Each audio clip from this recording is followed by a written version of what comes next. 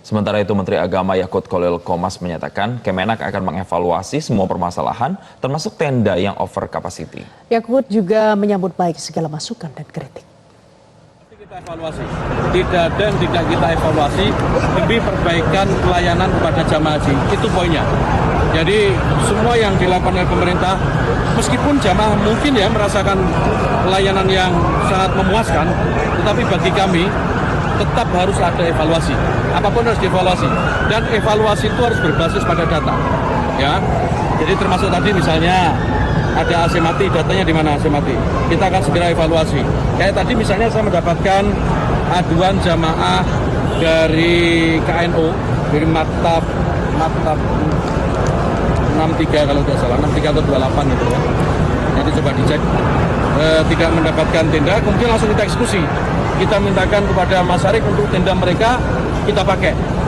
Jadi kita tadi menggusur, hari ini kita menggusur tendanya perusahaan Masarik untuk dipakai oleh jamaah kita.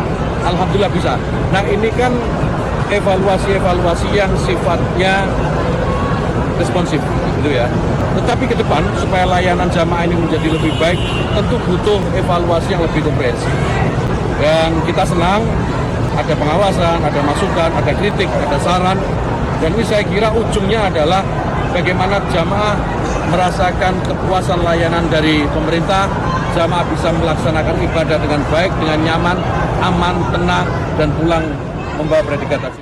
Pemirsa, sebagian besar jemaah haji Indonesia sudah menyelesaikan rukun haji kemarin dan hari ini jemaah haji yang mengambil nafar sani akan menyelesaikan rukun haji dengan melanjutkan tawaf ifadah sa'i hingga tahlilul akhir.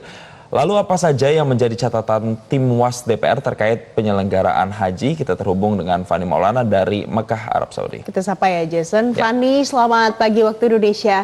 Fani, apa saja yang menjadi catatan tim pengawas haji di sana? Baik Jason, Valen dan seluruh pemirsa di tanah air, memang sejumlah jamaah sudah menyelesaikan nafar awal, ini sudah menyelesaikan rukun haji pada kemarin, dan hari ini sejumlah jamaah yang mengambil nafar sani ini akan menyelesaikan rukun hajinya pada hari ini. Namun apa yang menjadi catatan dari penyelenggaraan haji, khususnya bagi pemerintah, Kementerian Agama yang juga menjadi dicatat oleh tim pengawas haji DPR RI ini adalah terkait dengan transportasi salah satunya. Transportasi yang disediakan ini ada sekitar bus sholawat 514 bus sholawat yang disediakan, namun hanya memiliki 20 bus yang menyediakan layanan fasilitas ramah lansia atau dengan layanan dengan bis yang bisa dimiringkan begitu, sehingga memudahkan dari para jamaah haji lansia ataupun difabel ini bisa naik dan turun secara mudah.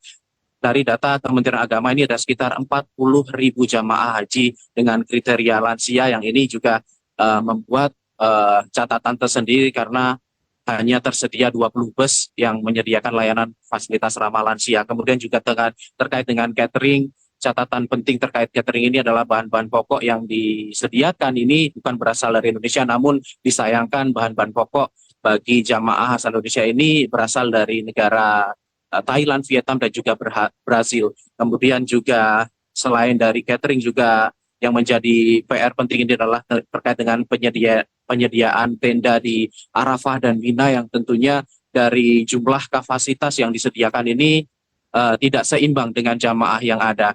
Jadi banyak sekali jamaah haji Indonesia yang terutama lansia ini tidur atau beristirahat melakukan rukun haji ini beristirahat di lorong-lorong haji yang disediakan tersedia di situ. Jadi ini sangat disayangkan karena seharusnya dari jamaah haji ini mendapatkan pelayanan yang sama terkait dengan penyelenggaraan atau penyediaan tempat tinggal, namun jamaah haji sendiri ini tidak mendapatkan tempat yang sama. Kemudian sebagian besar jamaah juga memilih untuk tidak menginap atau mabit di tenda-tenda di Arafah dan juga Mina gitu, dan memilih untuk pulang pergi di hotel yang sudah disediakan dan tanpa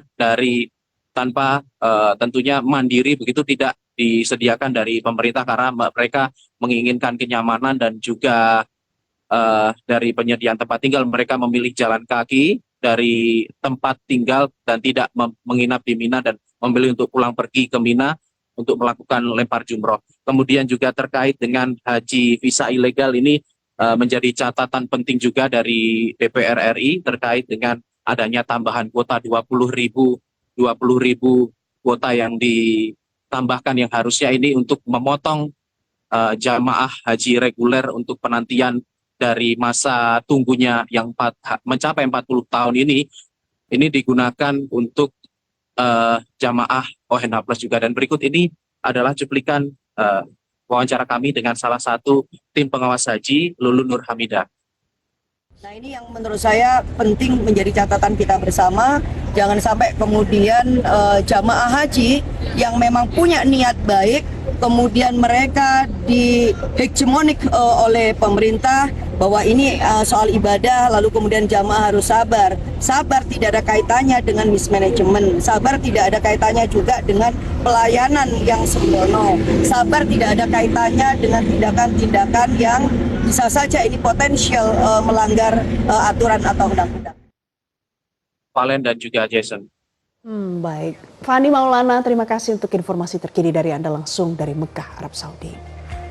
Dan pemirsa, informasi dari Tanah Suci tadi sekaligus mengakhiri kebersamaan kita di Selamat Pagi Indonesia kali ini. Mewakili rekan-rekan yang bertugas, saya Jason Sambo. Saya Valencia Melvinsi, berterima kasih atas perhatian Anda. Terima kasih, sampai jumpa.